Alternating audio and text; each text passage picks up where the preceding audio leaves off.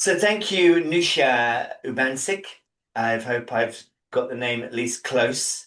You are CEO of Changing Markets Foundation, and you've been researching information and misinformation and kind of bad narratives, I suppose, in various markets, including food and meat production and agriculture. So thank you for coming on to Future Foods interviews. And can you just sort of quickly introduce yourself a little bit and say, talk about your background and maybe a little bit about what you do there and what brought you to this area of investigations? Yeah, great. Thank you so much. Thank you for having me, Alex. My background is actually working on EU policy. I started working there in an NGO called Transport and Environment. And somehow, although I worked on transport, I ended up in this whole big and hot topic of land use change. I started working on biofuels. And that really kind of got me thinking about agriculture and the impact it's having on the climate. Because actually, if you look at the full impact of biofuels, they might even be worse than fossil fuels if they're leading to land use change.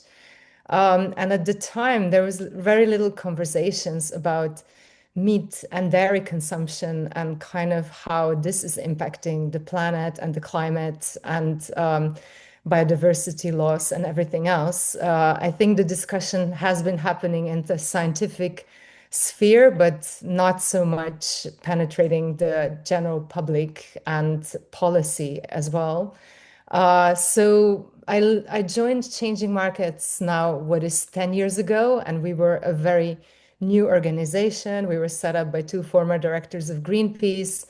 And what I found really exciting about our kind of theory of change is that we would be working on accelerating some of the solutions for the climate that exist already in a corporate world.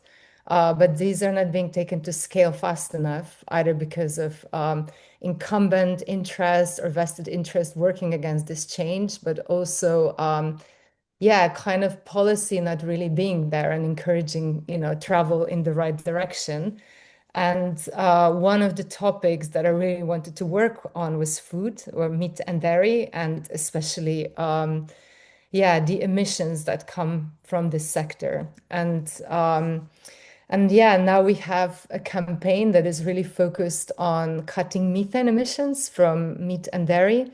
Methane is a huge issue, what scientists call climate emergency brake. So rapidly cutting methane emissions could really slow global heating. And livestock is the single biggest source of methane.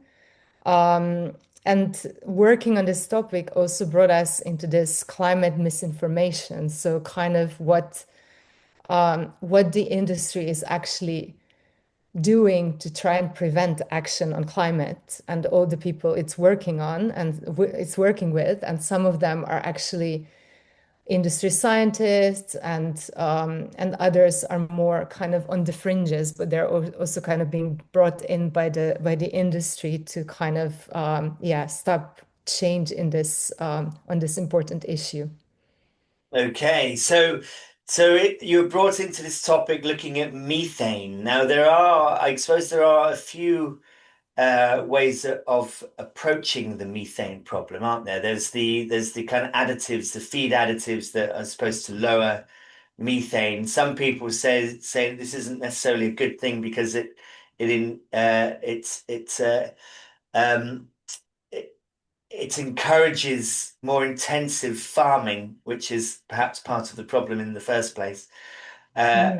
And obviously to try and reduce meat consumption and promote protein. So what do you sort of advocate in regard to helping fix that problem? Yeah, that's a really good question. There are several things that companies and governments could do to cut methane emissions from livestock farming. And some of them are on the supply side, and some of them are on the demand side. Supply side measures, you mentioned feed additives. We also have manure management. We have we have other technical measures that people can take on farms. Some, for example, biogas is also one of those measures. But yeah, basically, we analyzed the impact that this variety of measures could have on methane emissions reductions. We focused on the European Union at the time, and we've noticed that actually technofixes can reduce methane to some extent, but actually a much bigger cuts could come from demand side measures. So from people shifting to more healthier diets, to more plant-based products, and just aligning ourselves with health dietary recommendations, which is what, doctors and governments develop. And then I like to say it's kind of sitting on a website somewhere, but actually people are not really implementing those recommendations. But if we only did that, we would be able to cut methane emissions in Europe to the levels that we need scientifically. And that is a much bigger intervention than technical measures. I think technical measures are important, but it is also important to kind of review them in a holistic way so that they don't lead to unintended consequences. Biogas, for example, also could lead to intensification of livestock farming because you build the capacity and then there's this interest to keep manure coming in.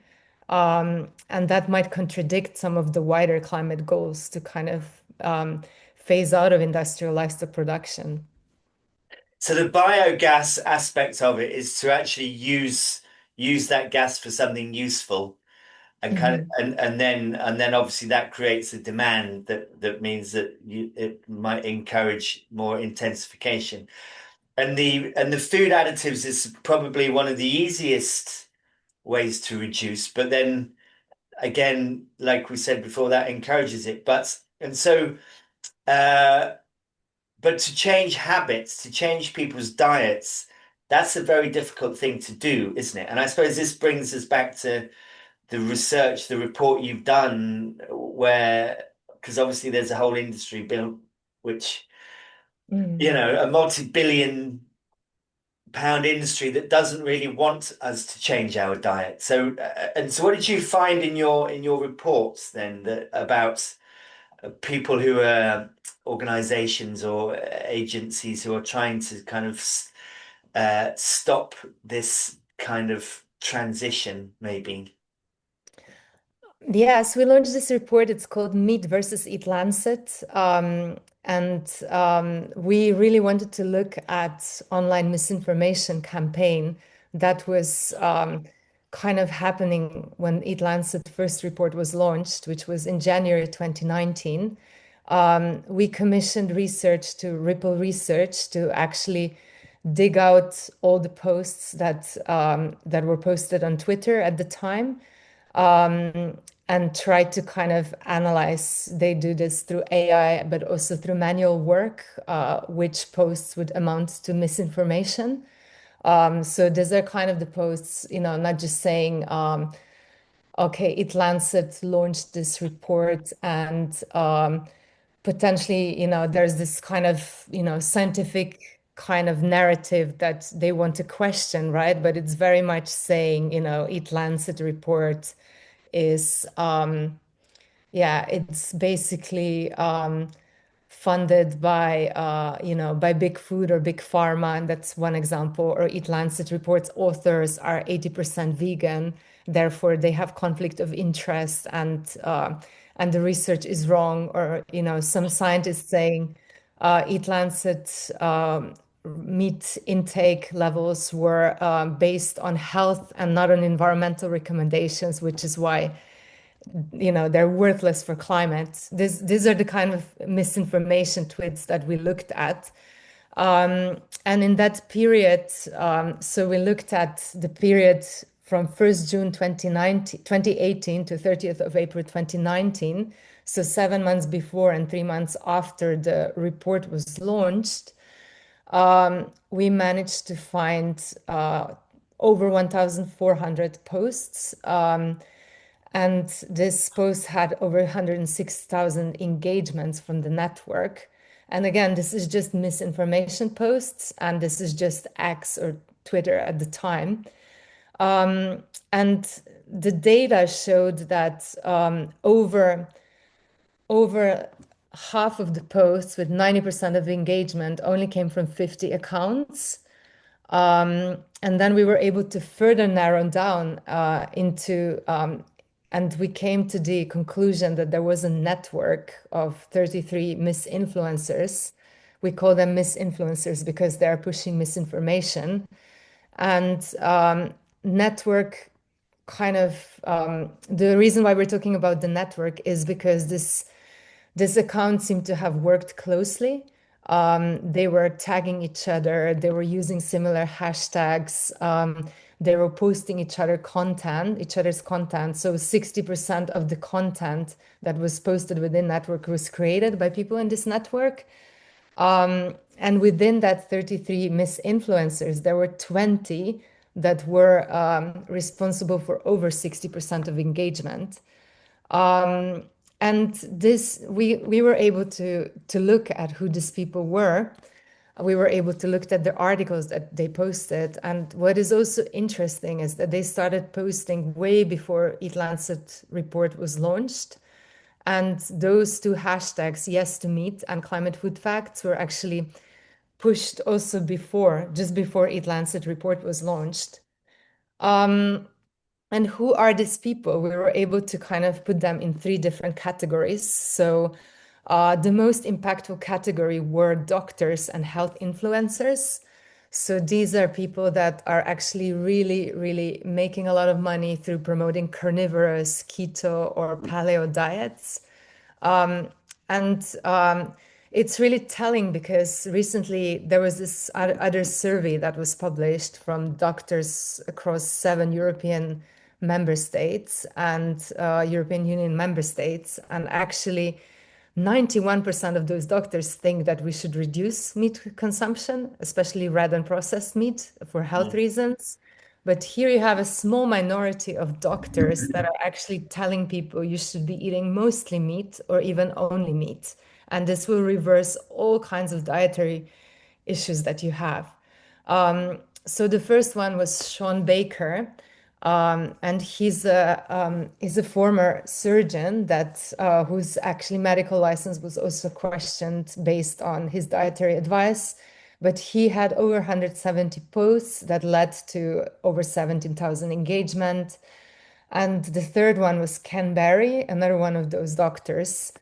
Um, and um, and yeah, so as you can see, these people are, they have their medical titles and they're very influential. So people trust them when they talk about this kind of Yeah. issue. Do you Yeah. think these are real people and real accounts though? Yes, we specifically looked at the bot-like activity, and none of the top 100 accounts seem to be bots. Mm. They there's a few industry accounts, but they don't come up as top 20. So we Mm. have Animal Agriculture Alliance that was likely behind this climate food facts campaign. They work with this PR agency called Red Flag. But they're all further down. What you have here is like top 20 are real people. And yeah, they have this aura of credibility because they have this job titles. Some of them are, climate or environmental scientists. And some of them are authors or journalists, so people that wrote books that got significant level of praise. So yeah, it all seems as kind of like a very credible and very kind of organic type of Yeah. criticism that Eat Lancet experienced when it first launched. So journalists, do you know which newspapers or magazines these journalists were working for? So journalists that came top were Joanna Blightman, who used to work for BBC Food, and she's more an independent investigative journalist. And She's done some really impactful and credible work when it comes to exposing the impacts of food on supply chains and other things. Then we have Nina Teholtz, who's actually an author. She wrote a book, Big Fat Surprise, that was kind of focused around saturated fats. Um, and we have the first one that we kind of highlighted, Zoe Harcombe, which also wrote several books. But um, but yeah, when it comes to Eat Lancet, they were basically coming at it very much from the perspective of conspiracy theories that this is big food coming together to undermine the most nutritious food that is out there, which is meat and animal products. Yeah, I remember that at the time there were headlines as well in some of the broadsheets, in the Telegraph and the Daily Mhm. Mail and is it the Washington Post? It was kind of one of the posts in America where they started talking about ultra processed foods Mhm.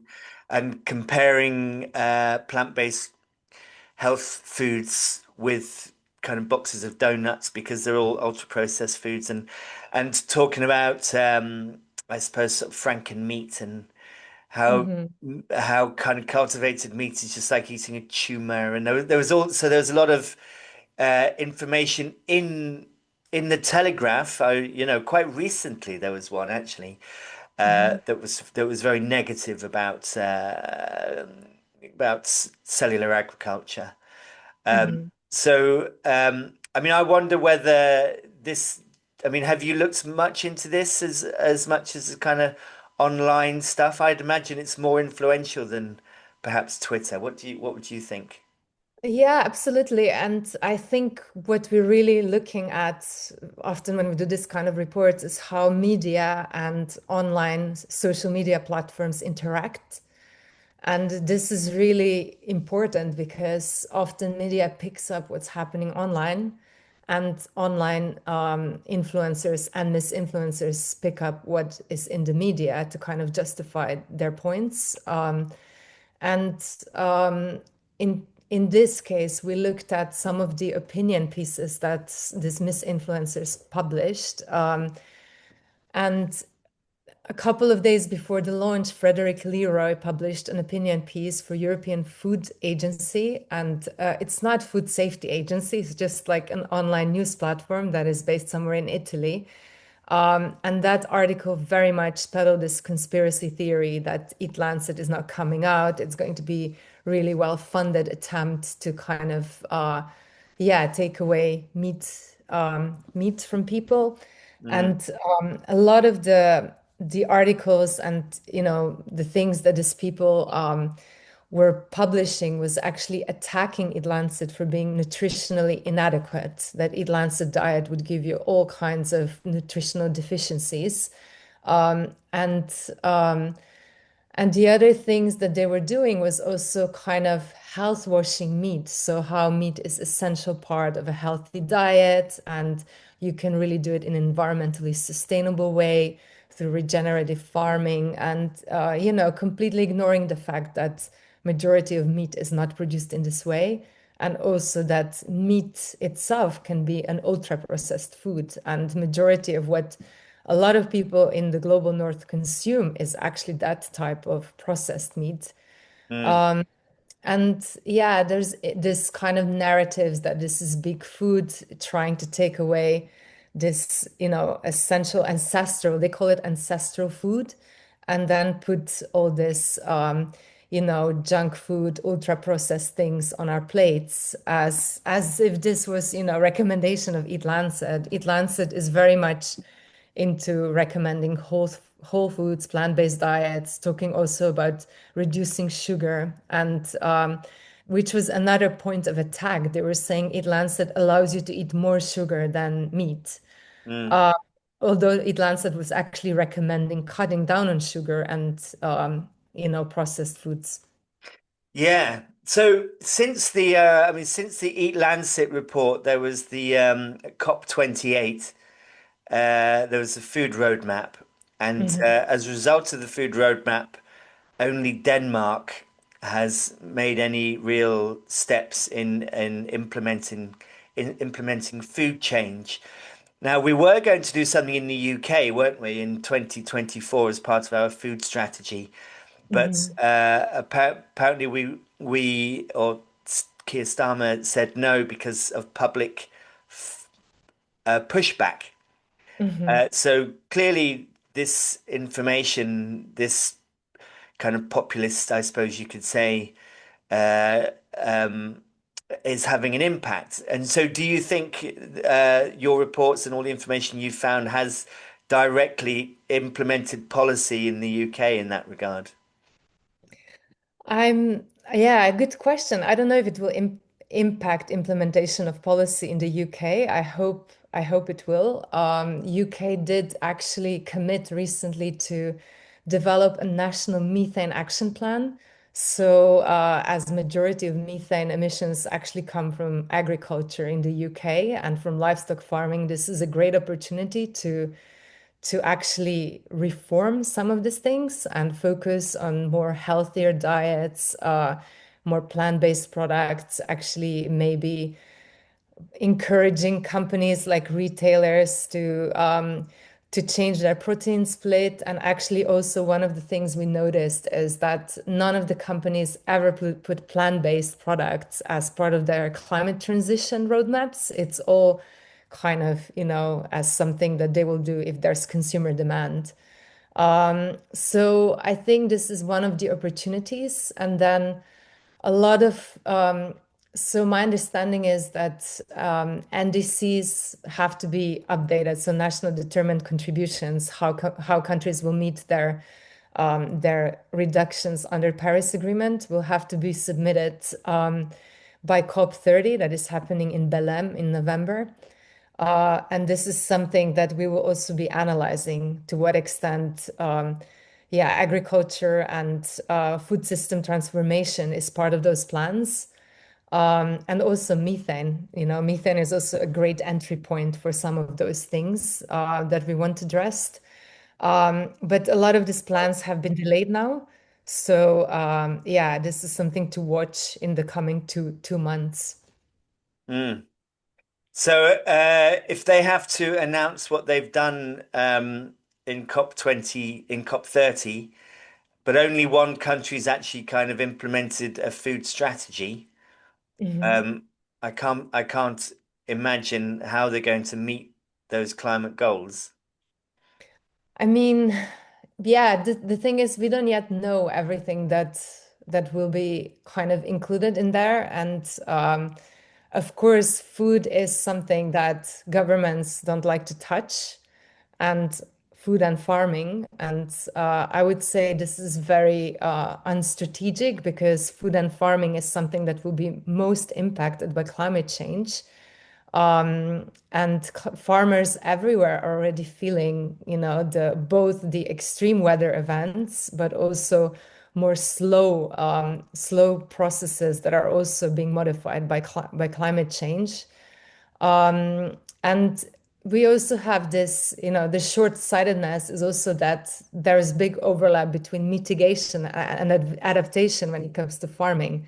So you can actually mitigate through plant-based products, but then there are ways that you can farm through agroecological measures, and there are ways that you can select certain crops to become more resilient to climate impacts. And European Environment Agency recently published a report on this, and it also said we are very badly unprepared when it comes to climate change and farming. Um, and I mean, yeah, you're right. It's moving too slowly. It's something that governments don't want to touch because of agriculture exceptionalism. So that means that farmers always get special treatment when it comes to environmental regulations. But it's not something that can escape for long. Like we will have to transform farming system whether we want it or not, because there will be climate impacts. But Yeah. that type of transformation will be more chaotic, unfortunately. Yes, I mean the demand for proteins is going up. The population globally is increasing.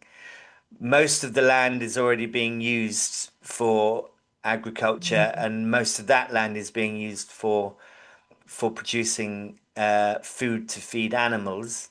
So there's not much more space to use other than kind of cutting down trees. Mhm. So I mean, are you afraid that there's a lot of greenwashing going on with companies who talk about making change and they're not necessarily really have their heart set on it? It's not really, it's just something, yeah, it's greenwashing. Are you afraid that that's happening? Yes, absolutely. And we are actually tracking those claims from companies. We have a website called greenwash.com where we looked at fashion, food, and plastics. And you can see some of the claims that companies are making when it comes to food.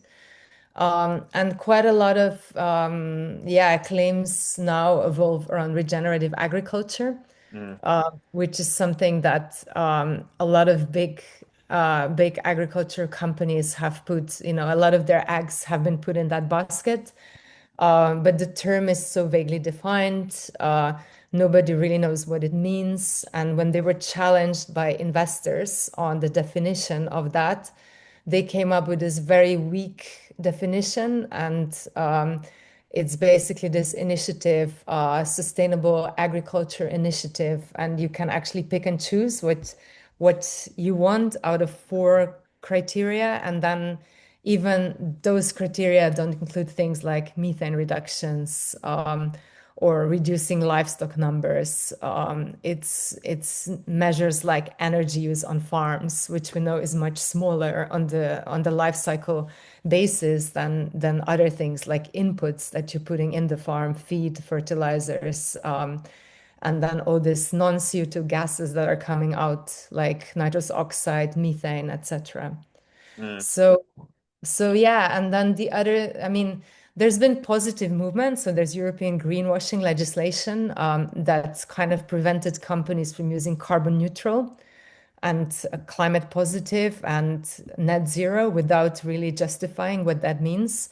If you look at our website, you will see that a lot of companies were using that, especially when it comes to meat and dairy products. So even these products are some of the most climate intensive products that you can buy, they had a lot of claims like that. And there's still Green Claims Directive, which and its future is a bit unclear because yeah, because European Commission tried to withdraw it at the very last moment in negotiations, but it might still happen that it sees the light of day, and even if it doesn't, the fight against greenwashing will continue. yeah. There was somebody interviewed on one of these podcasts who worked for the investment company FAIRR. They invest in sustainable projects, um, Yeah.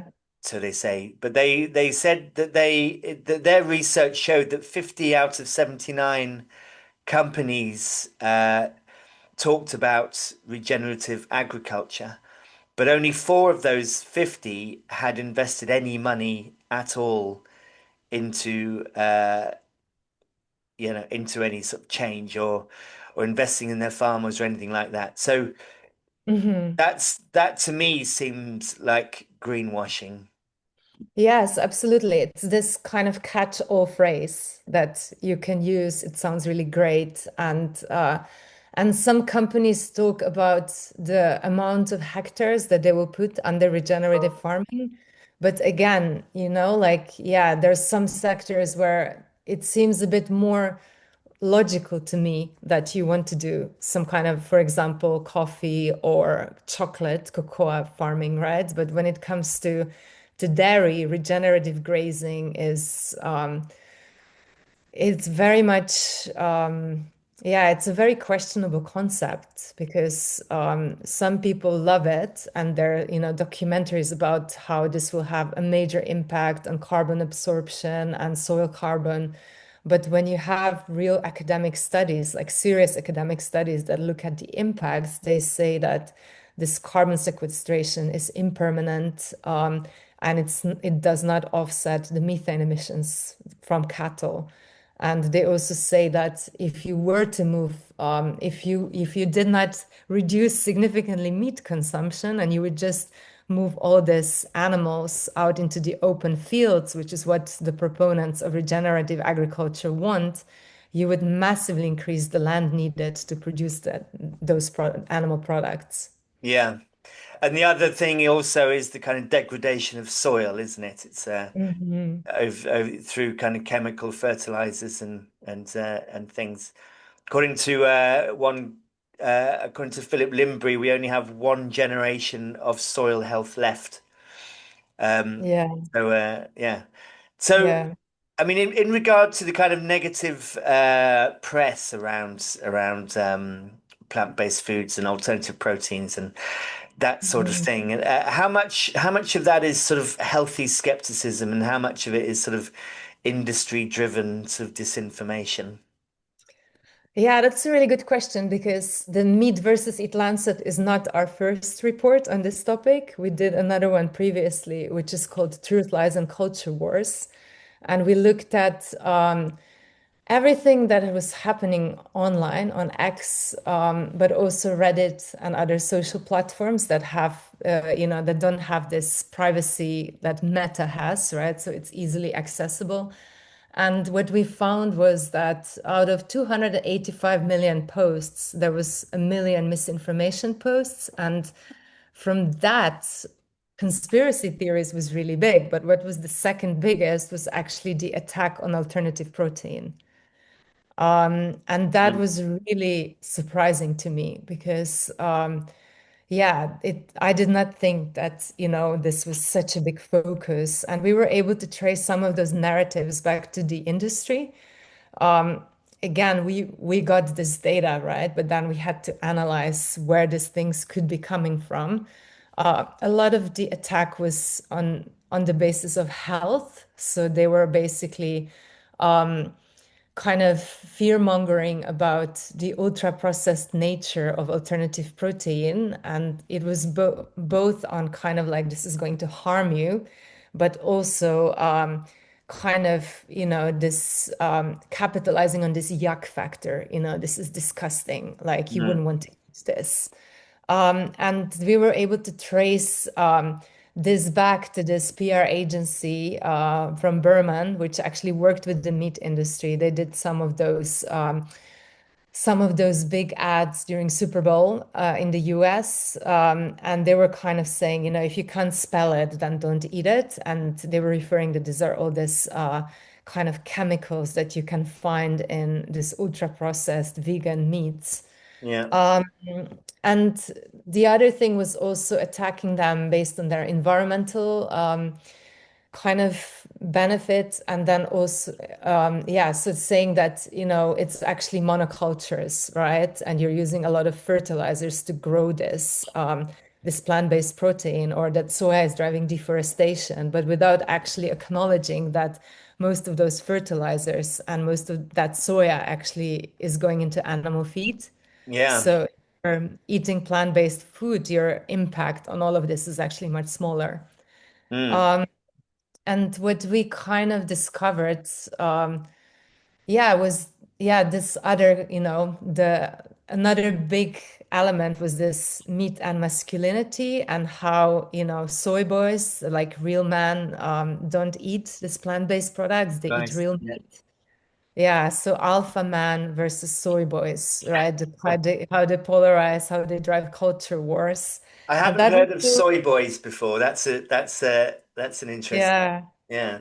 And apparently consuming soy is somehow messing up your hormonal imbalances. And, Oh, so this is really? like a chemical impact on your masculinity. These are the kind of misinformation that is being pushed online. Yeah, it's when sort of members of your kind of friendship group or sort of family, they come back to you and repeat things, and that you realize that it's having a real impact on people. I have a friend who would say to me about sort of, about cellular agriculture. Well, isn't that just like eating a tumor? And it's Mm. clearly It's clearly, he reads the Telegraph, so maybe he's got it from there. But but Yeah. yes, I mean, you know how wide it's influencing, how impactful it is. I mean, with the information and with the research you're doing, how are you trying to use that to kind of push back? Yeah, so I think our work is more about awareness raising. So we try to kind of reach out to mostly journalists, NGO opinion leaders, also companies, because interestingly, companies see misinformation as a much bigger threat than NGOs. World Economic Forum did this analysis, and misinformation and disinformation comes like one of the major threats, short-term threats, global threats, and when you look at different groups, companies, yes, perceive it as a much bigger threat than we do in the NGO world. Governments as well. So we then try to discuss this information both with companies, but also with journalists and with policymakers.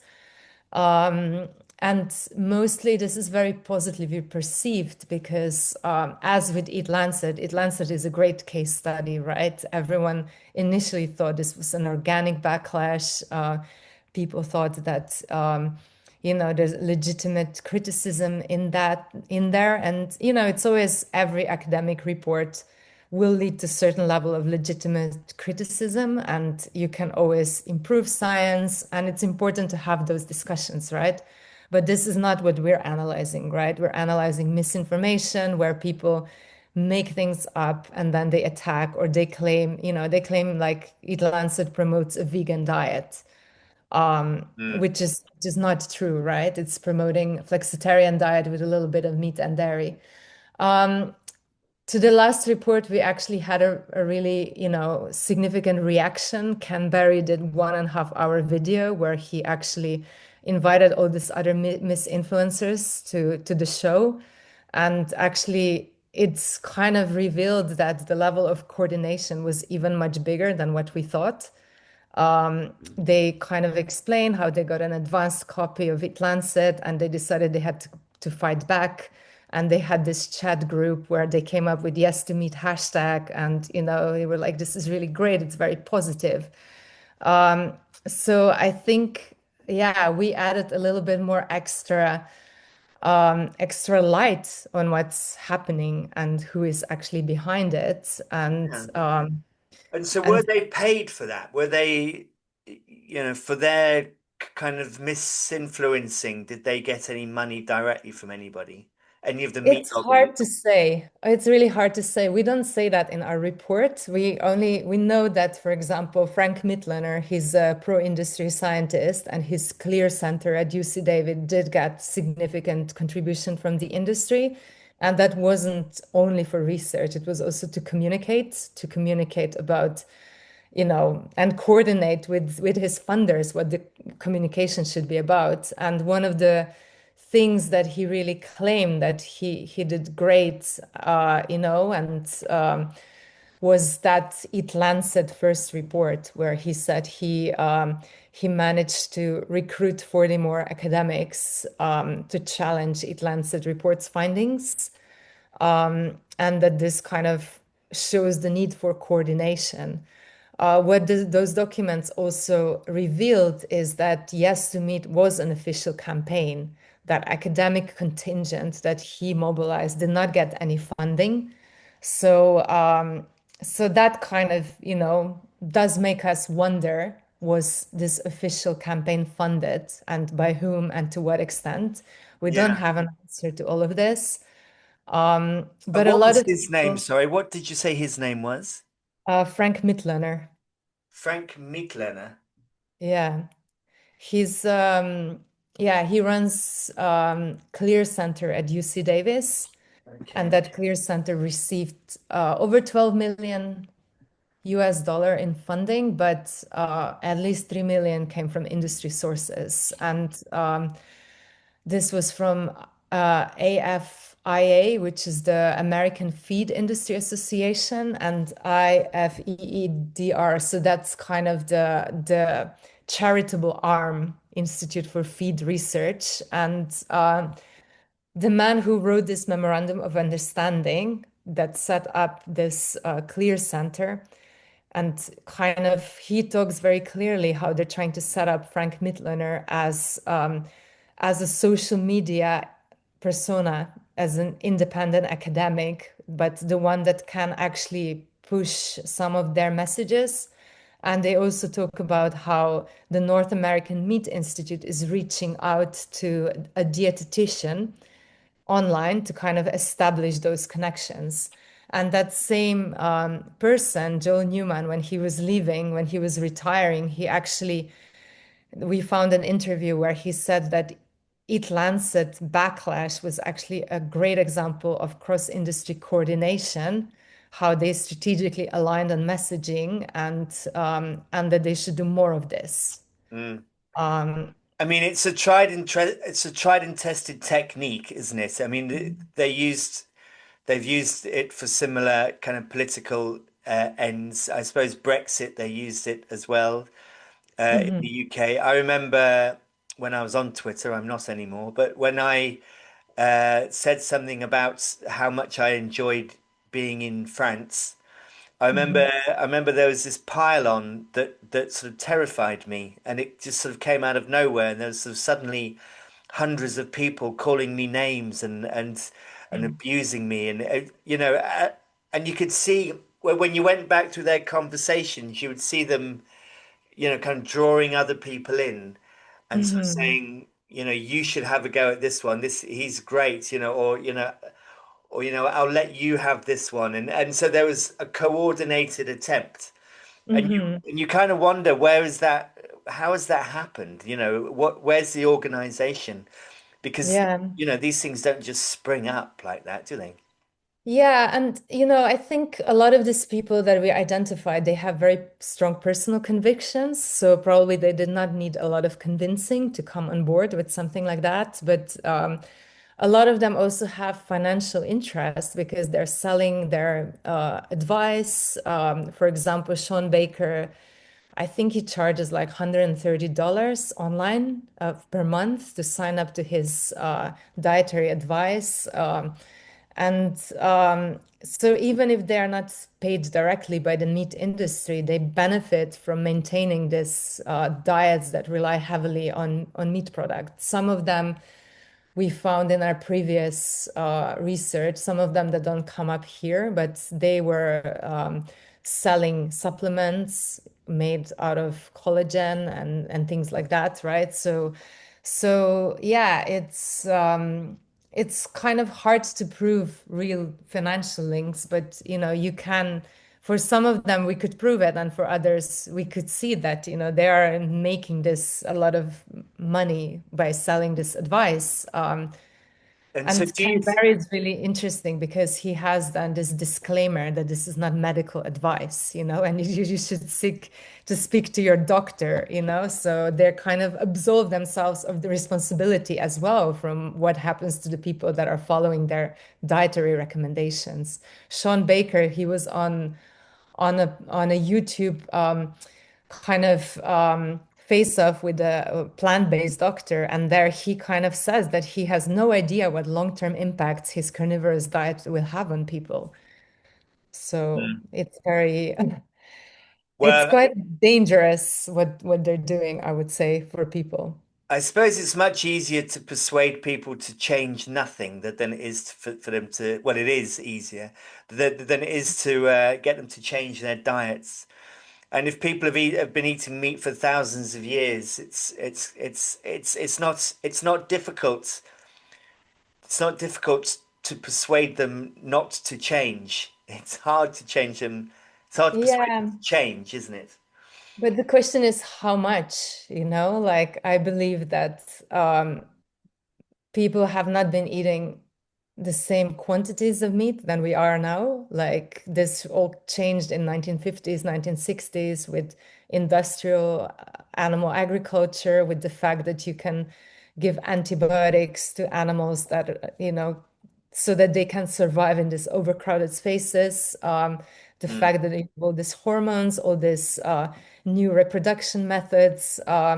So this kind of drove down the price of meat, also subsidies. And then, yeah, people started consuming more, but you also had massive communication campaigns. You have dairy industry still kind of advertising. Then there's beef checkoff program where they kind of invest enormous amount of money into promoting beef consumption.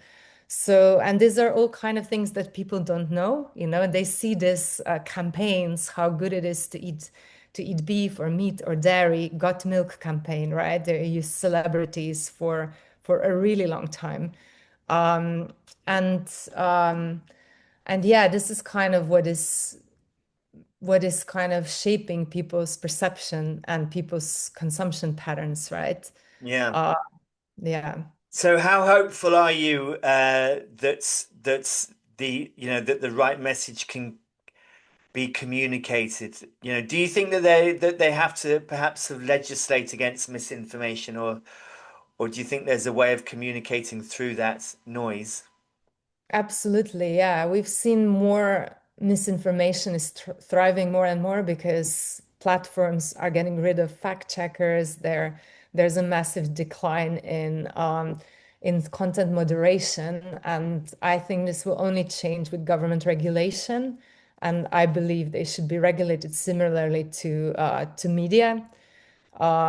And also we need regulation when it comes to food system. Eat Lancet last report says it's responsible for 30% of global emissions, and we can cut those by half if we transform in line with the science. And that will also bring you massive health benefits. 15 million people, 15 million deaths will be prevented.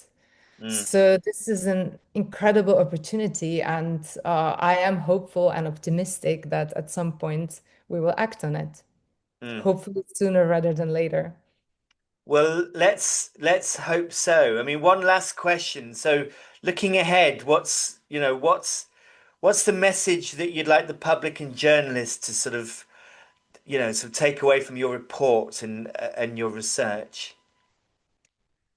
I think it's really important to check the sources of information and also, you know, what we've recent studies also show that actually food and agriculture is very small in terms of climate reporting. Only 4% of stories are around and its impact on climate. So first of all, we need to change that. We need more stories on food and climate. We need more stories on the opportunity that this brings. And then I think it's really important to check your sources, make sure that you speak with credible scientists, make sure that you speak with NGOs to kind of, yeah, to get the perspective of, what are the real solutions and who are the real credible messengers when it comes to this topic. Industry Yeah. is doing a lot of outreach to journalists, we understand. And, there's like fancy PR agencies that are pitching their own scientists. So when you get that, try to make sure that you also get someone else who is willing to comment and is potentially more independent. Yeah, it's a tricky one, isn't it? Because the reality is that sort of journalists need to make money, and the only Hmm. people with money are the corporates and the and big agriculture and the rest of it. So Yeah. it's slightly worrying in that regard, isn't it? Hmm. You know, but Yeah, we need more independent media and independent journalism, right? for sure, for sure. Yeah. Well, thank you, Nusha, for coming on to Future of Foods interviews. It's been wonderful talking to you, and I hope to catch up with you again. Yeah, thank you Yeah. for coming Thank you on. for having me.